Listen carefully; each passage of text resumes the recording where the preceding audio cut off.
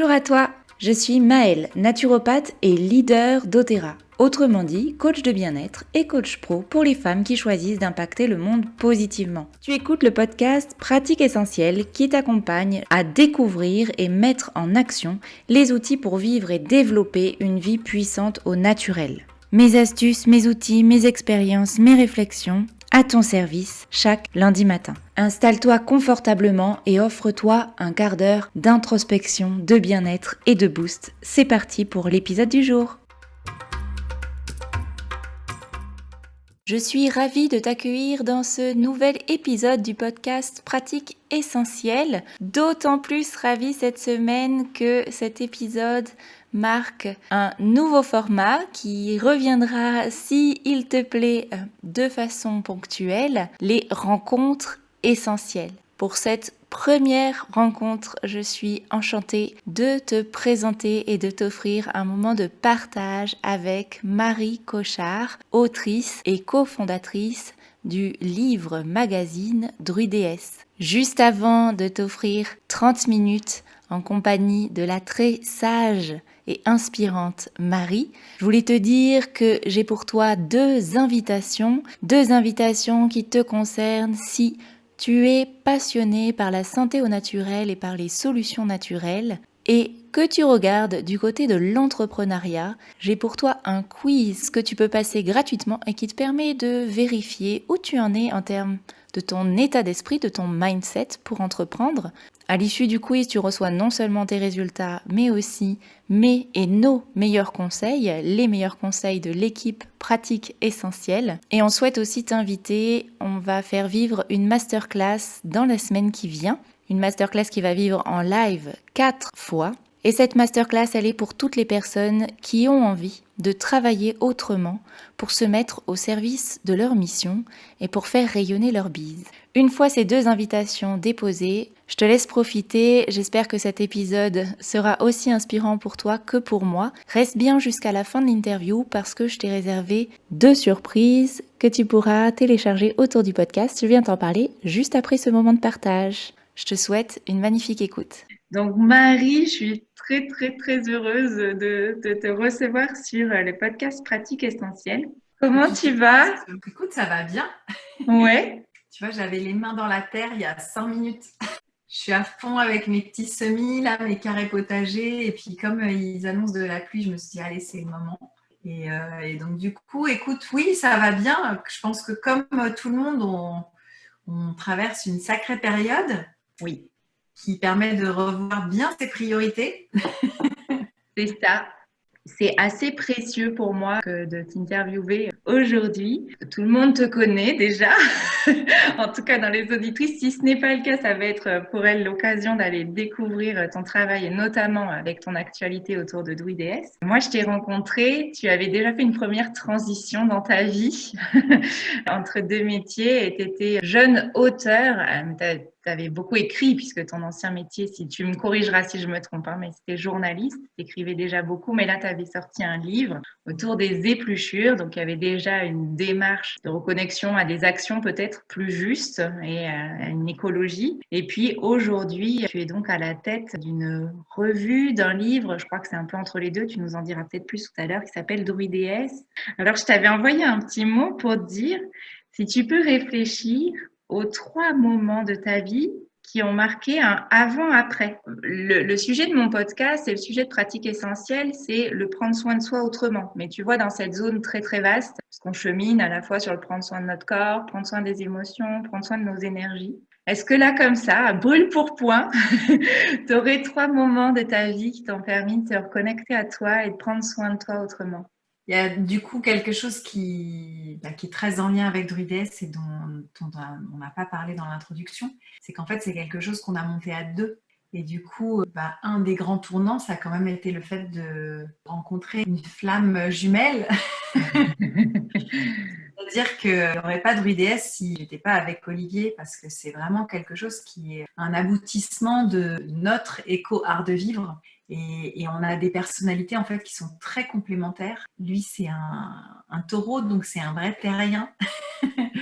Et moi, je suis un poisson, donc je suis vraiment avec ce flot dont tu parles. Et du coup, il y a un vrai équilibre, en fait, il y a une vraie alchimie dans et nos tempéraments et nos savoir-faire. Parce qu'Olivier fait de la photo, il fait la mise en page, il est directeur artistique, en fait. Tu vois, si j'ai une image là qui me vient, c'est l'image d'un tambour. Il y a vraiment pour moi, tu sais, cette image que tu as à l'arrière du tambour, qui est le cœur du tambour. Et il y a le cadre, en fait. Et ça peut pas fonctionner et ça peut pas battre. Il n'y a pas de cœur qui bat pour Druides s'il n'y a pas nos deux énergies. Ça a émergé alors qu'on revenait de voyage, on revenait du Québec où moi j'avais donné des conférences. Et je pense que le fait d'avoir mis un pied sur cette terre-là, et ben sur le chemin du retour, sur le trajet au-dessus de l'Atlantique, le nom a émergé. Et l'envie est apparue en fait de créer notre propre guide papier puisque pour l'instant on avait travaillé l'un comme l'autre pour d'autres personnes, pour des éditeurs, pour d'autres médias. Mais du coup, c'est la première fois qu'on se disait, ben, on va donner naissance à une revue, à un recueil, nous, tout seuls. Donc je pense que voilà, ça, c'est une des choses. Ouais, tu nous en as dit deux en une presque là, puisque tu nous dis il y Oui, a vraiment ce duo qui est pour toi une clé parce que équilibre des énergies, le cadre qui te permet peut-être de vraiment aller dans la matière. On pourra peut-être l'évoquer un peu après. Et puis ce voyage. et tu vois, dans le titre même de la revue, en fait, moi, je suis arrivée avec ce mot druidesse et Olivier a fait cette proposition. Il imaginait en fait druide déesse. Et ce que je trouve très intéressant, c'est que moi, j'avais plutôt vraiment cette relation aux plantes, puisque ça faisait déjà 4 ans que je m'initiais à l'ethnobotanique, à l'herboristerie. Donc moi, j'arrivais plutôt avec le druide. En tout cas, cette reconnexion vraiment à nos terres et à une tradition, tu vois, de la médecine des plantes. Et lui est arrivé en transformant le mot et en l'alchimisant et enfin, il est arrivé avec cette déesse. Et je trouve ça très beau que le masculin réhabilite, tu vois, cette déesse, puisque dans nos croyances, à l'origine, l'humanité croyait plutôt en une déesse qu'en un dieu. C'était vraiment, tu vois, la terre-mère, la... Génial pour cette genèse un peu magique et magnifique dans une belle alchimie entre vous deux. Là, c'est un moment de connexion à prendre soin de toi qui inclut un projet bien plus grand que toi, mais sur un chemin peut-être plus personnel. Est-ce que tu as toujours eu cette connexion à la nature et cette connexion, tu vois, à toutes ces ressources qui sont en nous et qui sont dans la nature? Ou est-ce que tu es passé par une vie 100% moderne, je sais pas, peut-être citadine, et puis à un moment dans ta vie, quelque chose qui est venu marquer, je ne sais pas, là c'est une vraie question que je te pose sur ton parcours de vie. Mais en fait, j'ai grandi en Normandie, donc si tu veux, j'étais dans un petit village. Mes grands-parents, ils avaient une petite maison secondaire où ils avaient un potager, où mon grand-père faisait sécher ses herbes au grenier. Mais c'était très naturel et très simple en fait. Tu vois, c'était vraiment du thym, de la verveine, du tilleul. Il y avait un grand, grand tilleul dans le jardin. Je me souviens très bien me réfugier dans ce grenier, tu vois, avec des malles pleines de livres poussiéreux et y passer des heures. Il y avait plein de tapis superposés ouais, sur un sol qui était vraiment de guingois, tu vois, où tu marches, tu as des trous. Et il y avait donc ces plantes qui séchaient sur des linges, donc il y avait une odeur vraiment particulière. Et je me souviens que le petit rituel, avec mon grand-père, c'était qu'il me prépare une petite tisane le soir et qu'il me fasse chauffer une bouillotte parce qu'il faisait très froid sous les édredons dans les chambres, etc. Et du coup, bah, il y a de ça, tu vois. Tu me poses la question, est-ce que ça a toujours été présent? Je pense que à 18 ans, j'ai voulu aller voir un peu ce que c'était que la ville. Donc, je suis allée faire mes études à Paris. J'ai fait des études plutôt littéraires et c'est là que j'ai vraiment mis le pied, par contre, dans l'écriture, où j'ai eu à la fac des stages d'écriture autour du conte, par exemple, et où aujourd'hui je me rends compte que en fait, j'ai pas fait d'école de journalisme, donc j'ai vraiment plutôt appris de manière empirique, tu vois, l'écriture. Mais par contre, là, ce qui a réémergé avec Druides, c'est vraiment cette chose-là de conteuse que j'ai toujours eue, en fait, je pense. Depuis toute petite, j'écris des petites histoires et vraiment des contes.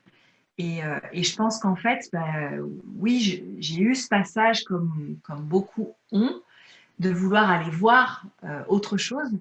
Et puis à partir du moment, et c'est là qu'on en arrive au deuxième grand déclencheur, à partir du moment où j'attendais mon premier enfant, Bon, bah là, ça a été une révolution intérieure. D'abord parce que j'avais très envie de recréer des souvenirs pour eux qui ressemblaient à ceux que j'avais. Donc, je me suis remise à faire des petits carrés potagers, tu vois, avec des plantes médecine, enfin, et à vouloir avoir des petits arbres fruitiers pour qu'ils cueillent des fruits, parce que moi, j'avais connu ça enfant. Du coup, j'ai l'impression que voilà, c'est quelque chose qui a maturé et où il y a eu plein d'expériences entre-temps. En fait, si tu veux, je me rends compte aujourd'hui que Druides, c'est vraiment quelque chose qui m'a ramené à mes racines complètement. Je me suis reconnectée à mon arbre généalogique parce qu'en fait, tout était là depuis le départ. Mon grand-père, il avait des hectares de bois dans lesquels on se baladait. Et puis, tu vois, aujourd'hui, je propose des bains de forêt. Et il m'a emmené X fois dans des endroits où il y a des dolmens, en fait, en Normandie. C'était plutôt un taiseux, donc il parlait pas beaucoup. Mais par contre, on allait ramasser les châtaignes, on allait chercher les champignons. Et toute l'année était vraiment ponctuée de toutes ces petites cueillettes et de tous ces petits glanages. Mm. Donc oui, il y avait un terreau. Et donc l'élément qui a déclenché le fait de, je pense, de vouloir, après m'être vraiment intéressée à l'autonomie alimentaire et au fait de ne rien jeter et de vouloir tout sublimer, il y a vraiment eu avec Druides, auparavant, l'envie pour mes enfants d'avoir cette capacité de pouvoir les soigner pour les petits maux du quotidien. Donc c'est parti de là en fait. J'avais ces souvenirs, tu vois, de tisane, de sirop, d'onguents. Donc l'évidence, c'est qu'à partir du moment où j'étais enceinte, il y a quelque chose qui s'est passé à l'intérieur. Transmutation. Transmutation, opération transmutation. C'est hyper fort ce que tu nous dis. Je crois qu'on est très nombreuses à avoir à ce moment de la maternité, hein, une sorte des évidences qui nous tombent dessus. Ce que je trouve assez fort et puissant dans ton parcours, c'est que entre ce moment où la maternité déclenche des choses en nous et où on se dit on va passer à l'action, toi j'ai l'impression que ça s'est downloadé en toi, que c'est descendu en toi et puis tu as pris, vous avez pris en couple, mais des décisions assez radicales aux yeux de, tu vois, du commun des mortels, c'est-à-dire sortir de la ville pour aller vivre au cœur de la nature, sortir peut-être d'une sécurité de travail pour oser vivre tes projets. Alors, est-ce que tu penses que c'est ta connexion à la nature qui te permet d'avoir tous ces élans? Est-ce que tu l'expliques ça? Comment ça se passe dans ta tête, dans ces moments où tu sais que tu es en train de faire des choix qui changent tout? Alors, je pense qu'il y a beaucoup d'écoute en fait. Je sens bien que j'écoute mon intuition et que quand ça m'appelle et je ne peux pas faire autrement que d'écouter ce qui me traverse. Il y a aussi quelque chose dont j'ai pris conscience il n'y a pas longtemps et qui me plaît beaucoup, c'est que j'ai eu l'impression quand tu parles de quelque chose qui se download, là, qui se télécharge, j'ai réalisé en fait que l'écriture de mon premier livre, j'ai écrit pendant ma grossesse. Parce que c'était un temps un peu figé et parce que tout m'est descendu en fait vraiment. Et curieusement, chacun de mes grands projets comme ça est arrivé en même temps que l'arrivée d'un enfant en fait pendant cette gestation. Et du coup, j'aime l'idée aussi que ça m'appartient pas, tu vois, et que c'est quelque chose qui m'est insufflé. Alors j'ai longtemps pensé que c'était plutôt, tu vois, je sais pas, quelque chose d'extérieur, tu vois, je sais pas, l'univers qui t'envoie ou qui te guide ou des guides ou et finalement, j'ai un peu cette sensation que ça peut avoir un lien avec l'arrivée d'un enfant et que c'est lui qui arrive avec ça. Ça a préparé du coup notre mode de vie, ça prépare aussi le monde de demain. Enfin,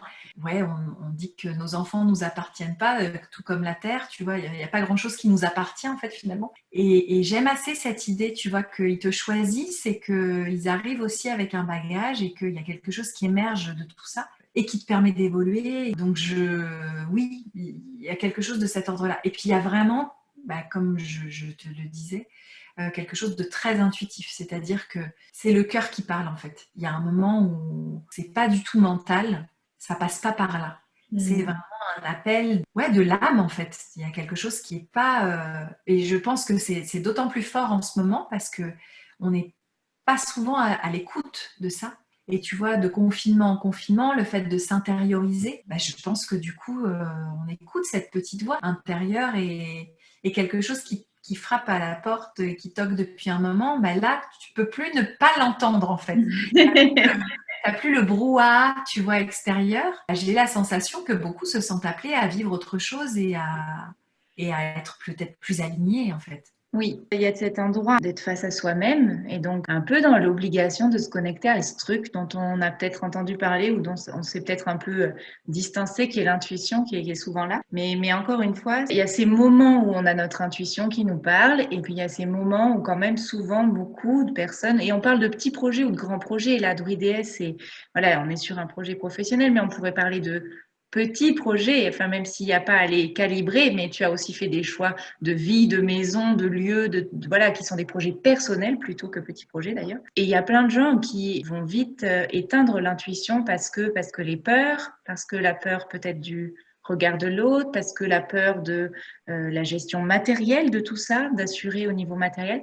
Et donc, de ce que j'entends, toi, c'est l'intuition qui passe par-dessus tout ça. Et en fait, mon mantra, c'est une phrase d'Oscar Wilde. Les folies sont les seules choses qu'on ne regrette jamais. Et je crois que vraiment, une folie, c'est vraiment quelque chose qui t'appelle et c'est irrépressible en fait. En faisant un peu, voilà, même si on se connaissait déjà, donc j'ai pas eu beaucoup de recherches à faire pour te connaître et pour échanger avec toi aujourd'hui. Mais du coup, il y a vraiment cette connexion dans Druides qui est totalement ancrée autour de la nature. D'ailleurs, si je me trompe pas, vous visitez une forêt par épisode, hein, c'est ça? En fait, oui, c'est apparu et on a commencé en fait les 2 premiers numéros en allant explorer un peu autour de chez nous et puis on avait cette envie de mettre en lumière des gens qu'on trouvait extraordinaires, c'est-à-dire que ce sont des gens simples et souvent pas du tout connus, mais qui pour nous pouvaient être inspirants. Donc on a commencé vraiment en Gironde. Et puis, on a fait ce voyage au Québec où j'allais donner des conférences et on s'est dit, tiens, ça peut être l'occasion, pourquoi ne pas rencontrer des gens puisqu'on est sur place.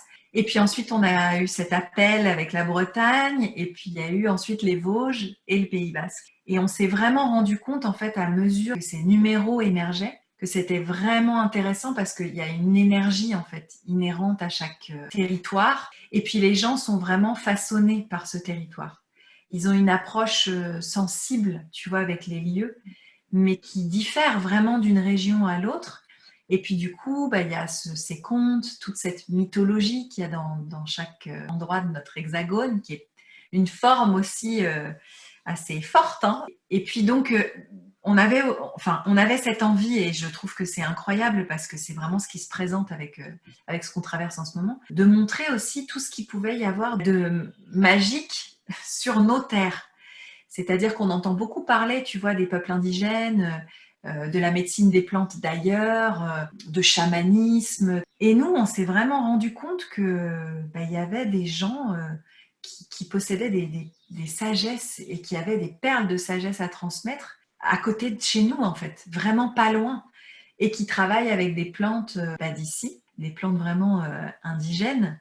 Le chemin, c'est, si j'essaye de trouver un fil, peut-être de te mettre en conscience, je pense que tu l'as en conscience déjà, mais en tout cas de le mettre en conscience pour toutes celles qui nous écoutent, c'est une connexion à ta maternité qui t'amène à écouter ton intuition pour te reconnecter à une consommation plus juste, à un mode de vie plus doux aussi, qui t'amène à te connecter à la nature et qui t'amène à te connecter à la spiritualité. Est-ce que tu le dessines dans ce sens-là ou est-ce que la spiritualité a toujours été là pour toi? Parce que c'est quelque chose, ne serait-ce que dans le titre de Druides, qui ressort aussi beaucoup. Quelle place ça a aujourd'hui la spiritualité pour toi et ce chemin, est-ce que tu peux nous en donner un peu l'ordre?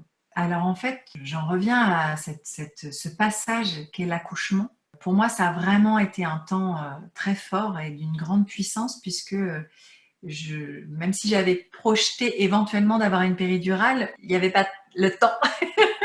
Et c'est pas comme ça qu'arrivait bébé. Donc du coup, j'ai vraiment eu la sensation de me reconnecter à quelque chose puisque jusque-là, j'avais la sensation d'avoir été dans une certaine maîtrise de moi. Tu vois, avec peut-être, oui, une image que tu donnes. Et là, il s'est passé que j'ai crié. J'ai crié pour aider mon enfant c'est très beau en espagnol, on dit dar la luz, pour lui donner lumière, en fait, la lumière. Et du coup, il y a quelque chose, à partir du moment où on vit cette maternité, qui nous échappe totalement.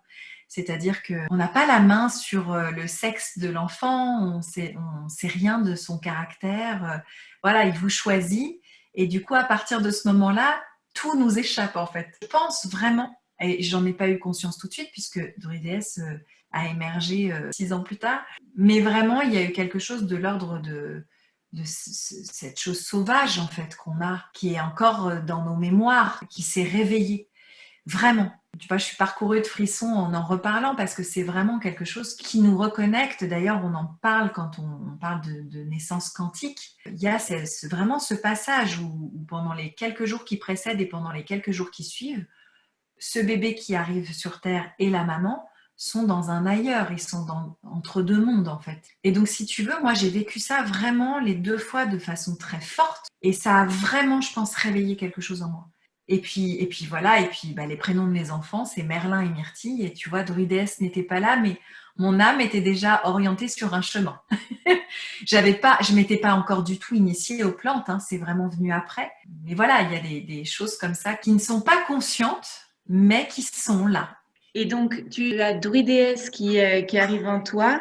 Est-ce que ça a mis... Là, tu nous parles vraiment d'intuition, de la connexion à la force, mais pas encore de ton quotidien. Est-ce qu'aujourd'hui, ce qui a émergé à ce moment-là, c'est vraiment présent dans ton quotidien comme quelque chose que tu documentes et que tu vis pour Druidess, ou est-ce que c'est quelque chose qui est vraiment présent dans ton quotidien de quand tu fais ta vaisselle et ton ménage, tu vois? Alors, c'est omniprésent. C'est-à-dire que pour moi, il n'y a pas de séparation, si tu veux. Et je le vois, souvent ça peut être séparé. Pour moi, il n'y a aucune séparation entre la spiritualité, le sacré et le quotidien. C'est difficile à expliquer, mais tu vois, quand je jardine, quand je fais mes semis, je suis dans le sacré. Quand je raconte une histoire à mes enfants, je suis dans cette transmission orale qu'elle compte, je suis dans le sacré. Quand j'allume juste une bougie, je suis pour moi dans le sacré. Enfin, pour moi, il n'y a pas du tout de séparation. Et ce qui est assez fou, c'est que si tu veux, chez moi, il n'y a pas eu grand-chose de conscient ou qui aurait pu être stratégique. C'est-à-dire que Druidess, par exemple, très vite, on s'est dit, bon, on veut créer un guide papier tous les deux. Le bon tempo, ce qui me semble être juste par rapport à ce qu'on va pouvoir faire, ce serait faire paraître 2 numéros par an. On ne pourra pas plus. Et déjà, c'est très slow comme rythme par rapport aux magazines qu'on trouve dans les kiosques. Mais le fait de faire tout de façon artisanale et à la main, pour nous, c'était pas possible de faire plus. Et du coup, très vite, ce qui a émergé et ce qui nous a semblé naturel, c'est le fait que les 2 numéros paraissent aux équinoxes. Et puis, du coup, ça nous amène nous-mêmes à suivre les saisons, à travailler en regard des saisons, puisque quand j'écris, je suis dans la saison claire et j'écris mes textes pour l'arrivée de la saison sombre. Et en fait, l'année, dans la tradition celte, elle est vraiment scindée en 2. Il y a cette partie saison claire et cette partie saison sombre. Et les passages se font au moment des équinoxes. Mais si tu veux, il y a beaucoup de choses dont je prends conscience a posteriori. Ça vient tellement de loin et c'est tellement dans un flow, en fait, que j'y mets pas forcément du sens tout de suite. Et donc, ce qui a émergé aussi, et je me souviens très bien, j'étais dans ma cuisine, je buvais une tisane, ça a été très naturellement de me dire, en fait, les 3 rubriques, ça va être recettes, remèdes et rituels, parce qu'en fait, dans mon parcours à moi, ça a été les 3 portes d'entrée. Donc tout à l'heure, tu me demandais par rapport à la spiritualité. Moi, j'ai toujours cru en quelque chose de plus grand, mais j'y mettais pas vraiment de mots. D'ailleurs, j'ai tendance encore à pas vraiment nommer les choses. Mais par contre, ma porte d'entrée, ça a été vraiment la matière. C'est-à-dire que pour moi, le premier rituel, et on s'est connus quand je venais d'écrire des livres qui tournaient autour de l'alimentation, pour moi, le premier rituel, c'est ça. Parce que 3 fois par jour, tu es dans un rituel en fait. Et tu y mets plus ou moins de conscience par rapport à ce que tu manges, etc.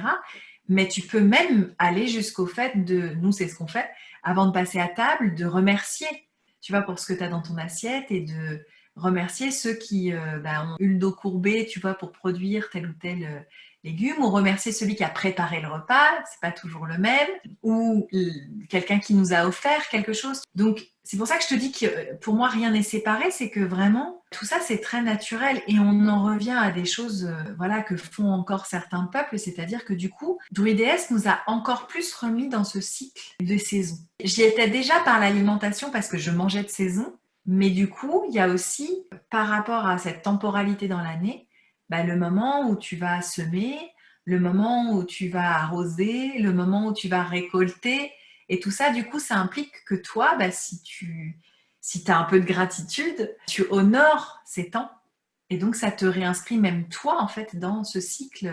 Et du coup, bah, tu te rends bien compte que tu fais partie, en fait, de tout ça, de cette nature et que tout est interconnecté. Oh là là, merci, c'est tellement précieux. Donc, tes 3 rubriques, recettes, remèdes et rituels, dans cet ordre-là?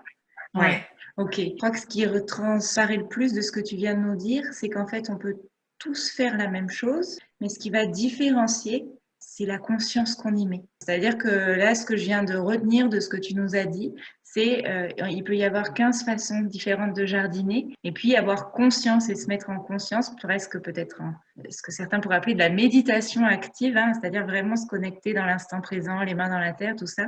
Ben, juste ça, c'est une forme de spiritualité qu'on peut implémenter en fait dans tous les aspects de sa vie pour se reconnecter à soit plus grand que soi, soit au cœur de soi, parce que je crois que les deux sont liés finalement, et que finalement la spiritualité, c'est pas forcément, en tout cas la spiritualité moderne en dehors des grandes religions monothéistes, c'est pas forcément l'image d'une, je sais pas, j'essaie de trouver une image très caricaturale, tu vois. On n'est pas obligé d'aller danser toute nue sous la pleine lune pour avoir une spiritualité. Et en même temps, c'est possible aussi, C'est ça. comme c'est possible aussi de ritualiser et de mettre de la conscience sur ce qu'on mange, même si on n'a pas eu cette étape de travail de la terre. Tu peux très bien aller sur le marché, tu as échangé avec la petite productrice de légumes et du coup, tu sais qui il y a derrière. Et donc, en fait, il n'y a aucune obligation. Et pour moi, l'idée, c'est vraiment que chacun y trouve du plaisir, en fait. On n'a pas tous les mêmes aspirations, on ne prend pas tous du plaisir, bah, tu vois, à jardiner ou à fabriquer ses produits cosmétiques. Mais l'idée, c'est d'aller vers ce qui fait plaisir, en fait, ce qui fait vibrer. Donc l'idée, c'est pas du tout de faire ni du prosélytisme, ni... Mais oui, si on devait rapprocher ça de quelque chose, c'est une vision plutôt animiste, c'est-à-dire que tout a un esprit et vraiment il y a cette interdépendance. Donc ça, je pense que c'est important que l'humain en prenne conscience et puis surtout qu'il ne se mette pas à l'extérieur ou en face de la nature. C'est vraiment l'idée de faire partie en fait. Difficile d'ajouter quelque chose après ça, tellement c'est juste, et tellement ça sonne et tellement ça vibre. Peut-être, tu l'as déjà évoqué, mais dans cette idée de finalement, quand on se reconnecte à la nature et quand on se reconnecte à notre nature, ce qui émerge, c'est cette idée de saisonnalité, de rythme que notre vie moderne a tendance à gommer, à lisser. On est quand même dans des sociétés de productivité, de challenge permanent, de stress permanent aussi. Alors, ça sera bien sûr beaucoup trop court, mais si tu peux, peut-être pour chaque saison, nous donner une ou deux indications de à quoi ça correspond comme moment. Et encore une fois, je pense que dans ce que Marie vous dit, il y a vraiment cet endroit de laissez-vous sentir. Peut-être que pour vous, ça ne sera pas exactement ça, mais en tout cas, ça peut vous amener des pistes de réflexion pour mieux vous connaître, vous comprendre et vous connecter à vous. L'idée, tu vois, avec Druides, c'est vraiment ça. L'invitation, c'est d'accompagner, parce que je me rends compte que c'est pas facile en fait. Surtout que si tu veux, aujourd'hui, on trouve des fraises à toutes les saisons. On produit la plupart du temps pas nous-mêmes, donc on n'est plus du tout dans cette cyclicité et dans ces rythmes et dans ces phases lunaires. Et donc l'idée là, c'est vraiment donner des pistes en fait et des invitations, parce qu'il y a des invitations à réaliser certaines recettes, à réaliser certains rituels. Tu vois, quand on est dans telle phase lunaire, en fait, on suit le calendrier lunisolaire et l'idée, c'est vraiment de venir se réharmoniser à ça. Parce qu'en fait, l'image que j'avais tout à l'heure quand tu parlais de cette productivité, tu vois, et d'avoir demandé à outrance à la terre de produire, c'est qu'en fait, il y a toujours un effet miroir entre la nature et nous, puisqu'on est un tout. Et du coup, on a demandé la même chose en fait à nos corps. Et on en arrive aujourd'hui à des burn-out, à des infarctus et à des cancers qui avaient moins autrefois. Les femmes n'avaient quasiment pas d'infarctus auparavant. Et aujourd'hui, c'est le cas. Mais parce qu'en fait, on demande à nos corps de produire comme une parcelle de terre toute l'année au même rythme et qu'il n'y a plus du tout, tu vois, de respect de ces saisons qu'on vit nous aussi. Et l'invitation d'ailleurs avec ce virus de la couronne, qui n'est pas un nom anodin du tout, c'est peut-être de retrouver cette souveraineté-là. C'est-à-dire que pour moi, ce qui est important aujourd'hui, c'est de comprendre que ces cycles, en fait, on est invité à les vivre normalement, dans la logique des choses. si on était encore paysan et si on se reconnecte à ces fêtes païennes dont on parle beaucoup aujourd'hui et dont on parle beaucoup dans Druides, donc qui sont en lien avec la terre, normalement, au printemps, tu as une énergie qui s'éveille et tu commences à semer des idées, mais tu es sur un rythme assez lent d'activité. Et puis, en plein été, on est censé, parce que le soleil se couche plus tard, produire beaucoup. Donc, c'est là qu'on a le plus d'énergie, tu vois, pour mettre nos projets en place, pour offrir tout ce qu'on a à offrir au monde. Or, on prend nos vacances en plein été, donc on se repose en été. Et en hiver, on est censé rentrer dans cette période de décroissance, tu vois, en termes d'énergie. Et donc, c'est ce qui se passe au niveau de la terre. Tu vois, les arbres relâchent leurs feuilles. Et puis, ils commencent à travailler sur cet humus-là. Et en hiver, c'est l'arrêt total de l'activité, en tout cas en apparence. Et du coup, nous aussi, on est censé se mettre au repos. Et comme une terre demanderait à être mise en jachère à ce moment-là pour avoir l'énergie suffisante pour repartir au printemps. Et du coup, si ce rythme-là n'est pas respecté, il arrive ce qu'il arrive aujourd'hui. Et pour moi, ça, c'est tout le propos de cette éco-spiritualité. C'est que du coup, on a une terre qui n'est plus fertile en fait, qui ne peut plus produire, qui est morte en fait. C'est un désert et elle s'assèche. Et on peut vraiment faire le pendant et le corollaire avec nous humains. C'est-à-dire qu'au bout d'un moment, il n'y a plus ce qu'il faut en fait pour pouvoir être dans notre mission de vie en fait et accomplir ce qu'on a à accomplir. Donc il y a vraiment cette histoire de respect qui est en filigrane toujours. Et puis le fait de se réémerveiller de tout ça, parce que le fait de mettre de la conscience dessus, c'est pas quelque chose que tu subis, c'est quelque chose vraiment que tu accueilles et où, comme avec les fruits ou les légumes, tu es content de vivre cette période où tu décélères et tu es content de vivre cette période où tu te réveilles. Tout ça nous amène à peut-être conclure ce moment en disant que ce choix de conscience, de connexion à la nature, de connexion à soi, c'est pour remettre de la joie et du sens dans nos vies. Peut-être une belle occasion d'avoir un déclic supplémentaire pour toutes les personnes qui nous auront écoutés aujourd'hui. En tout cas, je l'espère en tout cas. Merci Marie, ces mots tellement précieux. Est-ce que tu as un petit mot de la fin ? Il y a quelque chose dont j'ai pas parlé mais qui me tient à cœur parce que je me sens quand même très entourée par rapport à ça.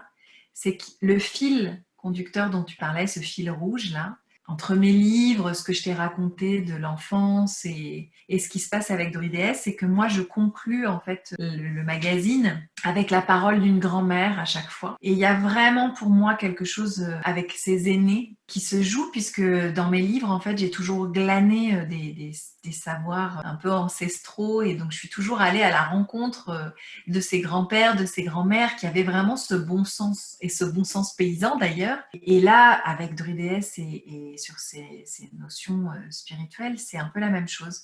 C'est-à-dire qu'on a eu la chance que dans nos différents volumes, il y ait un espace de parole pour des grands-mères d'ailleurs. Alors cette fois-ci, parce du coup, on met en regard tout ce qu'on a ici et cet ailleurs, des femmes médecines en fait, qui sont omniprésentes et qui nous accompagnent, nous, dans le travail. Et je trouve que c'est un énorme cadeau, voilà, d'avoir accès en fait à leur sagesse, une sagesse qui vient du coup des quatre coins de la terre. Et là, il n'est plus question de croyances, si tu veux, parce qu'elles ont toutes des croyances et des traditions différentes, mais toutes en fait, elles nous parlent de la même chose et je trouve que c'est très beau. Je trouve que c'est très beau aussi. Merci beaucoup. Et voilà, c'est ainsi que s'achève cette magnifique rencontre que j'ai surnommée « Des racines et des ailes ». J'espère que l'expérience de vie et les partages de Marie t'auront inspiré. Si c'est le cas et que tu as envie de prolonger l'aventure, je t'ai réservé 2 bonus. Tu peux les retrouver sur le blog, soit à partir du lien que tu trouves autour de l'épisode de podcast, soit en tapant dans ta barre de recherche maelpratiqueessentielle.com.